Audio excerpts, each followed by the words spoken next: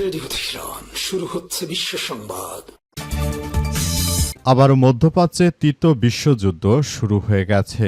দখলদার ইসরায়েলি বাহিনী এবং মার্কিন যুক্তরাষ্ট্রকে চরমভাবে ধসিয়ে দিচ্ছে ইরানের ইসলামী বিপ্লবী গার্ড বাহিনীর সদস্যরা।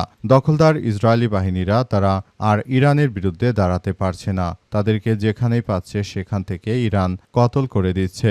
মধ্যপ্রাচ্য জুড়ে ইহুদিবাদী ইসরায়েল এবং মার্কিন যুক্তরাষ্ট্র ইরানের বিরুদ্ধে এই আক্রমণ শুরু করার পর থেকে সবথেকে ভয়ানকভাবে ফেঁসে গেছে এই দখলদার ইসরায়েলি বাহিনী। তারা শুরু থেকে যে ধরনের কার্যক্রম শুরু করেছিল এর জন্য তারা চরমভাবে ফেঁসে গেছে। পরিস্থিতি খুবই জটিল আকার ধারণ করেছে বলে জানা গেছে। আর এরই মাঝে আমাদের হাতে এসে পৌঁছেছে এই যুদ্ধের সর্বশেষ গুরুত্বপূর্ণ সবথেকে তাজা আপডেট সংবাদ আপনাদের জানিয়ে দিব। প্রথমেই জানাবো, যুদ্ধবিরতির মধ্যে ইরানের 6 বিমানবন্দরে ফ্লাইট চলাচল শুরু। ইরানের রাষ্ট্রীয় সংবাদ সংস্থা ইরনা জানিয়েছে দেশটির 6টি বিমানবন্দর পুনরায় ফ্লাইট চলাচল শুরু করেছে। এগুলো হলো মেহেরাবাদ, মাশহাদ, শিরাজ, জাহেদান, গোরগান এবং উর্মিয়া। এরপর জানাবো, ওপেক ছাড়ল আমিরাত, সৌদির জন্য ধাক্কা, লাভের সম্ভাবনায় ডোনাল্ড ট্রাম্প। বিশ্বের শীর্ষ তেল উৎপাদনকারী জোট ওপেক ও ওপেক প্লাস থেকে সরে দাঁড়ানোর ঘোষণা দিয়েছে সংযুক্ত আরব আমিরাত। এই সিদ্ধান্তের কথা জানায় দেশটি, যা জোটটির অন্যতম নেতৃত্বদানকারী দেশ। সৌদি আরবের জন্য অত্যন্ত বড় ধাক্কা। আন্তর্জাতিক সংবাদ মাধ্যম আল জাজিরা জানিয়েছে বৈশ্বিক অস্থিরতা ও ইরানকে ঘিরে উত্তেজনার মধ্যে সিদ্ধান্তের খবর সামনে এসেছে। এমন পরিস্থিতিতে আমিরাতের সরে দাঁড়ানো ওপেক জোটের অভ্যন্তরীণ ঐক্য ও স্থিতিশীলতায় প্রভাব ফেলতে পারে বলে আশঙ্কা করা হচ্ছে।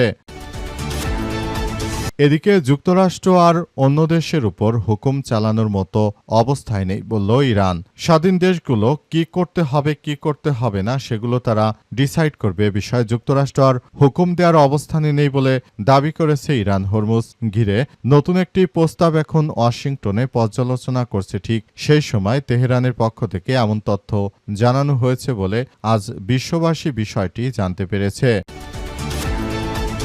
এবারে জানাবো, হরমুজ প্রণালী অবরোধ, ইরানি জাহাজ জব্দ করল যুক্তরাষ্ট্র। হরমুজ প্রণালী এবং ইরানের বন্দরগুলোতে যুক্তরাষ্ট্রের চলমান অবরোধের অংশ হিসেবে আজ আবার ইরানের পতাকাবাহী একটি তেলের ট্যাঙ্কার জব্দ করেছে মার্কিন নৌবাহিনী। মার্কিন সেন্ট্রাল কমান্ড বা সেন্টকম বলছে তাদের guided missile destroyer USS Rafael Peralta অভিযান চালিয়ে এমটি স্ট্রিম নামের ওই ট্যাঙ্কারটি থামিয়ে দেওয়া হয়েছে। এবং সর্বশেষ জানাবো, রাজধানীর নিউ মার্কেট এলাকায় গুলি করে এক যুবককে হত্যা। রাজধানীর নিউ মার্কেট থানাধীন শাহনেওয়াজ হল বটতলা এলাকায় দুর্বৃত্তদের গুলিতে এক ব্যক্তি নিহত হয়েছে। আজ রাত 8টার দিকে নিউ মার্কেটের পাশের বটতলা এলাকায় এই ঘটনা ঘটে। পুলিশ জানিয়েছে 30 থেকে 35 বছর বয়সী ওই যুবককে লক্ষ্য করে গুলি করা হয়। প্রিয় দর্শক, এতক্ষণ শুনছিলেন সংবাদ শিরোনাম, এবারে বিস্তারিত। তবে তার আগে বন্ধুরা অনুরোধ থাকবে এই সংবাদটিতে একটি লাইক দিন। এই চ্যানেলে আপনি নতুন হয়ে থাকলে আমাদের সংবাদটি দেখতে দেখতে চ্যানেলটি সাবস্ক্রাইব করে রাখুন। কমেন্ট করে বন্ধুরা আপনার মূল্যবান মতামত জানিয়ে দিন আপনি বিশ্বের কোন দেশ থেকে বা বাংলাদেশের কোন স্থান থেকে আমাদের সংবাদটি দেখছেন এবং শুনছেন। আর বন্ধুরা, সংবাদটি আপনার সোশ্যাল মিডিয়া ফেসবুকে শেয়ার করে বন্ধুদেরও দেখার সুযোগ করে দিন। গাজা যুদ্ধে আপনি যদি নিরীহ ফিলিস্তিনিদের ভালোবেসে থাকেন বন্ধুরা, কমেন্টে ইয়েস লিখে পুরো বিশ্বকে আমাদের এই সংবাদটি দেখার সুযোগ করে দিন। এবারে বিস্তারিত। যুদ্ধবিরতির মধ্যে ইরানের 6 বিমানবন্দরে ফ্লাইট চলাচল শুরু। ইরানের রাষ্ট্রীয় সংবাদ সংস্থা ইরনা জানিয়েছে দেশটির 6টি বিমানবন্দর পুনরায় চালু করা হয়েছে, চলাচল শুরু করেছে। এগুলো হলো মেহেরাবাদ, মাশহাদ, শিরাজ, শাহেদান, গোরগান এবং উর্মিয়া। সংস্থাটি Iranian airport and air navigation কোম্পানির একটি প্রতিবেদনে বরাত দিয়ে জানিয়েছে যে কেরমান, আয়তুল্লাহ হাশেমি, রাফসান জামি এবং ইয়াজত ও বীরজান্দ বিমানবন্দর থেকে ফ্লাইট চলাচল পরবর্তী পর্যায়ে শুরু হবে। ইরনা আরও জানিয়েছেন যে ইরানের আকাশপথে নিরাপদ পরিস্থিতি নিশ্চিত হওয়ায় ধীরে ধীরে অভ্যন্তরীণ ফ্লাইটগুলো আমরা চালু করছি বলে সেখানে নিশ্চিত করা হয়েছে।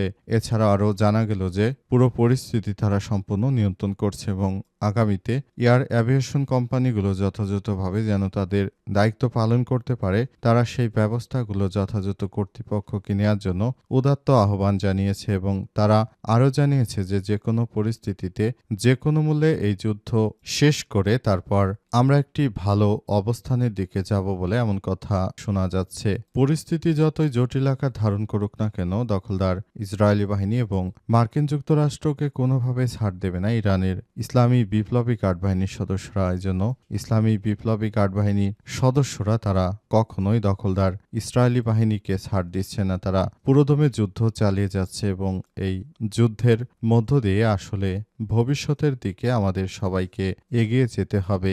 এই পরিস্থিতি অত্যন্ত জটিল আকার ধারণ করেছে।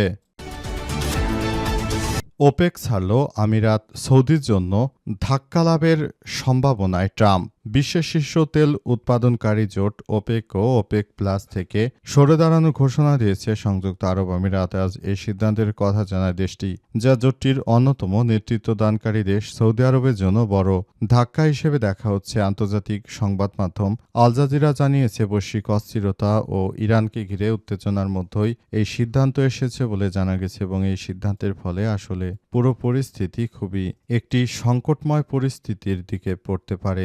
এই সংকটময় বিশ্বের বুকে এই মুহূর্তে আবার যদি এটি হয়ে থাকে তাহলে এর জন্য সবাইকে আরও বড় ধরনের মূল্য দিতে হবে, কারণ বৈশ্বিক বাজারে ওপেকের ভূমিকা অনেক। তারা বিশ্ববাজার অর্থাৎ জ্বালানি সবকিছু নিয়ন্ত্রণ করে থাকে। সেখান থেকে যদি সংযুক্ত আরব আমিরাত সরে যায় তাহলে এই ক্ষেত্রে সবার জন্য বড় একটি ধাক্কা এসে দেবে বলে এমন কথা নিশ্চিত করা হয়েছে এবং এই মুহূর্তে আসলে সবাইকে সব বিষয় নিয়ে খুবই গুরুত্ব সহকারে কাজ করা উচিত বলে মনে করা হচ্ছে।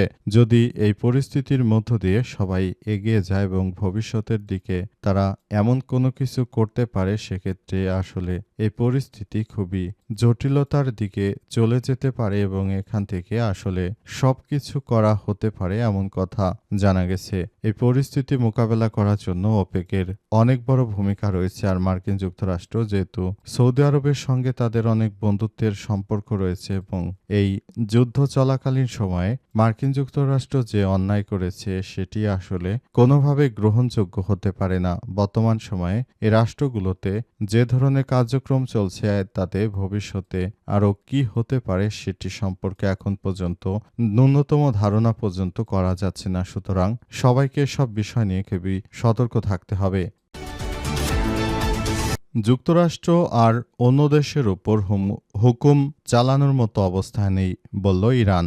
আলহামদুলিল্লাহ, ইরান জানিয়েছে যে মার্কিন যুক্তরাষ্ট্র আর অন্য কোনো দেশের উপর আগে তারা যেভাবে হুকুম চালাতো, বিভিন্ন কথাবার্তা বলতো, সেগুলো চালানোর মতো কোনো অপেক্ষায় সেগুলোর মধ্যে আসলে তারা নেই বলে এমন তথ্য নিশ্চিত করা হয়েছে। আরও বলা হয়েছে যে এই পরিস্থিতির মধ্য দিয়ে যেতে হচ্ছে যুক্তরাষ্ট্রকে এবং যুক্তরাষ্ট্র শুরু থেকে চরমভাবে ধসে পড়েছে। তাদের অর্থনৈতিক অবস্থা খুবই মন্দার দিকে চলে যাচ্ছে বলে ইরানের পক্ষ থেকে নিশ্চিত করা হয়েছে। আরও বলা হয়েছে যে ভবিষ্যতে মার্কিন যুক্তরাষ্ট্র তারা কোনো কিছুই করতে পারবে না, তারা শুধু এখন কাগজে বাঘের মতো তর্জন গর্জন করছে। প্রকৃতপক্ষে তারা কোনো কিছুই করতে পারছে না, তারা শুধু ইরানকে ভয় দেখাতে চাইতো, কিন্তু ইরান এবার তাদেরকে এমন শিক্ষা দিয়েছে যে ভবিষ্যতে ভয় দেখানো তো থাক দূরের কথা, তারা নিজেরাই এবার ভয় পেতে শুরু করেছে। তাদেরকে চরমভাবে ধসিয়ে দিচ্ছে ইরানের ইসলামী বিপ্লবী গার্ড বাহিনীর সদস্যরা। পরিস্থিতি যতই খারাপ আকার ধারণ করুক না কেন, দখলদার ইসরায়েলি বাহিনীকে চরমভাবে ধসিয়ে দিয়েছে ইরানের ইসলামী বিপ্লবী গার্ড বাহিনীর সদস্যরা। তাই তারা আর ঘুরে দাঁড়াতে পারছে না, তাদের অবস্থা খুবই শোচনীয় পর্যায়ে চলে গেছে বলে এমন তথ্যই জানা যাচ্ছে।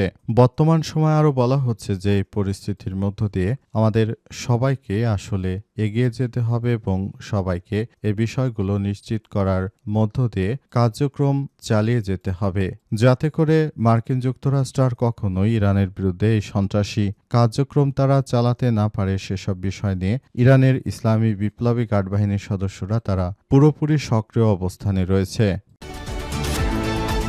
হরমুজ প্রণালী অবরোধ, ইরানি জাহাজ জব্দ করল যুক্তরাষ্ট্র। হরমুজ প্রণালী এবং ইরানের বন্দরগুলোতে যুক্তরাষ্ট্রের চলমান অবরোধের অংশ হিসেবে ইরানের পতাকাবাহী একটি তেলের ট্যাঙ্কার জব্দ করেছে মার্কিন নৌবাহিনী। মার্কিন সেন্ট্রাল কমান্ড বা সেন্টকম বলছে তাদের গাইডেড মিসাইল ডেস্ট্রয়ার এবং ইউএসএস রাফায়েল পেরাল্টা অভিযান চালিয়েছে। এমটি স্টিম নামের ওই ট্যাঙ্কারটি থামিয়ে দিয়েছে। মার্কিন সেন্ট্রাল কমের পক্ষ থেকে আরও দাবি করা হয়েছে যে তারা ইরানের উপর যে নৌ অবরোধ চাপিয়ে দিয়েছে এটি তারা অব্যাহত রাখবে এবং তারা চায় যে আগামীতে এই নৌ অবরোধ আরও বড়ভাবে কার্যকর রাখতে এবং তারা নৌ অবরোধ দিয়ে ইরানের অর্থনৈতিক অবস্থা তারা ধ্বংসস্তূপে পরিণত করতে চায়, এমন একটি ষড়যন্ত্র করতে চায় তারা। এই ষড়যন্ত্রের হাত থেকে ইরান বাঁচার জন্য তারাও বিভিন্ন ফন্দি ফিকির এঁটেছে। তারাও অল্প দামি কিছু ট্যাঙ্কার কিনে পুরানো ট্যাঙ্কারে বিশ্বের বিভিন্ন দেশে জ্বালানি তেল সরবরাহ করার জন্য তারা আগে থাকতে এইগুলো আসলে সারা পৃথিবীর বুকে পাঠিয়ে দিয়েছিল এবং এই পরিস্থিতির মধ্য দিয়ে আসলে পুরো পরিস্থিতি খুবই থমথমে অবস্থায় বিরাজ করে। মার্কিন যুক্তরাষ্ট্র এবং দখলদার ইসরায়েলি বাহিনীর সম্মিলিতভাবে ইরানের বিরুদ্ধে এই আক্রমণ চালিয়েও শেষ পর্যন্ত তারা ইরানের কোনো কিছুই করতে পারেনি। সুতরাং তারা নিজেরাই ধরাশায়ী হয়েছে এবং তারা নতুন করে নিজেরাই এই কার্যক্রমের মধ্যে ফেঁসে গিয়েছে বলে এমন তথ্য জানা গেছে এবং এই পরিস্থিতির মধ্যে জায়নবাদী দখলদার ইসরায়েলি বাহিনীকে চরমভাবে ধসিয়ে দিয়েছে ইরানের ইসলামী বিপ্লবী গার্ড বাহিনীর সদস্যরা। তারা এখন কোনোভাবে চাইলেও ইরানের হাত থেকে বাঁচতে পারছে না, কারণ ইরানের শক্তিশালী বাহিনী তারা শুধু দেশের জন্য নয় বরং নিজের ধর্মের জন্য লড়াই অব্যাহত রেখেছে।